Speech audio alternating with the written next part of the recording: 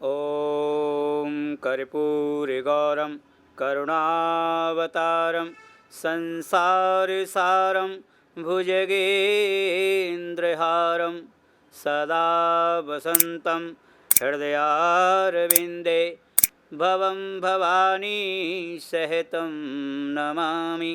त्वमेव माता च पिता त्वमेव बन्धो च सखा त्वमेव विद्या द्रविडं त्वमेव सर्वं मम देवदेव त्वमेव सर्वं मम देवदेव त्वमेव सर्वं मम देवदेव।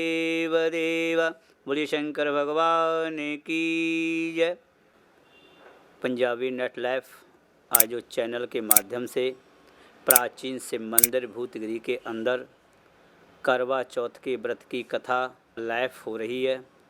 तो इन चैनल के माध्यम से मैं सभी से अनुरोध करता हूं कि ज़्यादा से ज़्यादा लोग इनके चैनल को सब्सक्राइब करें और जो करवा चौथ की कथा जो लाइव कर रहे हैं उनको जो स्त्रियां हैं वो सभी लोग कथा को बड़े ध्यान से सुनें।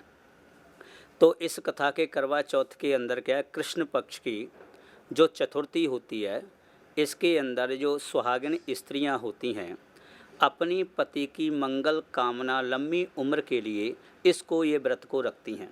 ये कृष्ण जो कार्तिक मास का कृष्ण पक्ष है उसको जो चौथ का दिन होता है, जो चौथा दिन होता है उसके दिन ये इस करवा चौथ को सुहागिन स्त्रियां व्रत रखती हैं पति की लंबी आयु के लिए।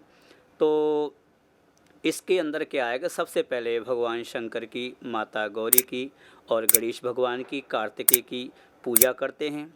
और रात्रि में जब चंद्रमा निकल जाता है, चंद्रमा को देखने के बाद, अर्घ देने के बाद में फिर जो सुहागिन स्त्रियां होती हैं वो चंद्रमा को अर्घ देने के बाद में फिर रोटी ग्रहण करती हैं। तो ये हमारा भारत का सबसे बड़ा स्त्रियों का जो सुहागिन स्त्रियां सबसे बड़ा कठिन और व्रत है। इसको बड़ी आस्था के साथ हमारी जो भारतवर्षीय जो महिलाएं इस व्रत को रखती हैं।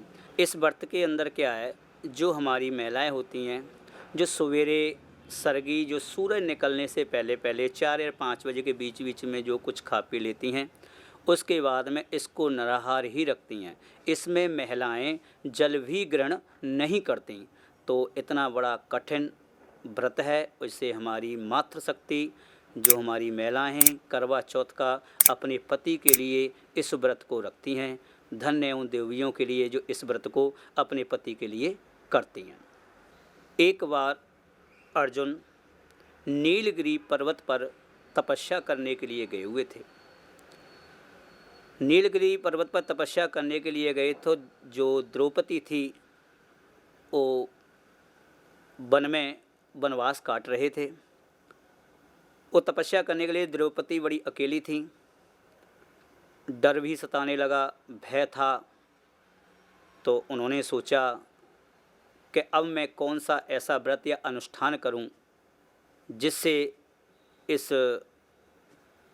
मैं जंगल में जो वनवास कर रही हूँ ये किस तरीके से मेरा कटा जाएगा।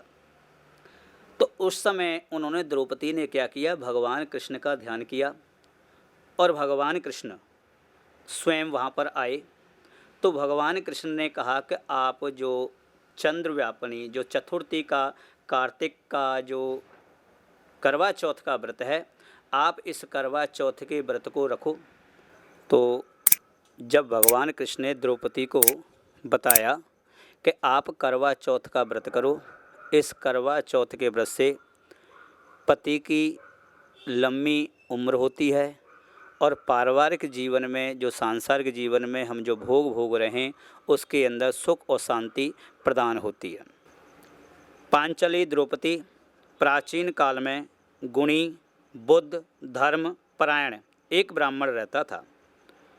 उसके 4 पुत्र, एक गुणवती सुशीला पुत्री थी। पुत्री ने विवाहित होने पर कलंक चतुर्थी का व्रत किया, किंतु चंद्र उदय से पूर्व ही उसे दुता से बांध दिया। उसके दयाल भाइयों ने छल से पीपल की आड़ में प्रकृति चाँद बना करके दिखा दिया। कन्या ने अर्घ दे भोजन किया। भोजन करते ही उनका पति मर गया। इससे दुखी होकर के उसने अन्न और जल छोड़ दिया।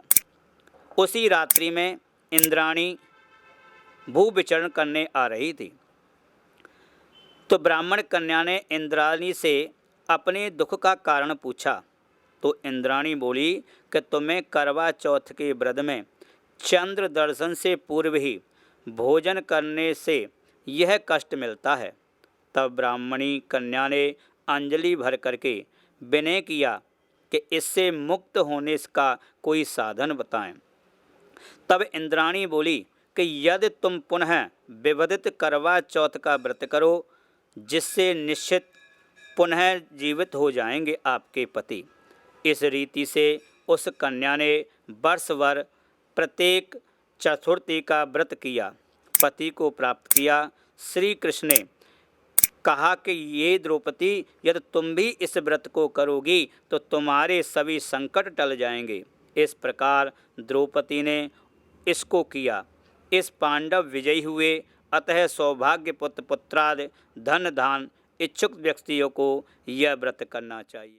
मैं धन्यवाद करता हूँ जो पंजाबी नेट लाइफ चैनल है, इनके माध्यम से ये जो इतना प्रयास कर रहे हैं। अगर आपको कथा अच्छी लगती है, इनका चैनल अच्छा लगता है, तो प्लीज़ इनका चैनल आप सब्सक्राइब करिए, लाइक करिए। आने वाले टाइम पे ये लोग सभी जो हमारे सनातन धर्म के जितने भी त्यौहार व्रत अनुष्ठान होंगे, ये लोग सभी की इस चीज़ की ऐसी वीडियो पाएंगे। तो आप सभी से अनुरोध है, तो आप इनका चैनल सब्सक्राइब करिए, लाइक करिए। धन्यवाद जी।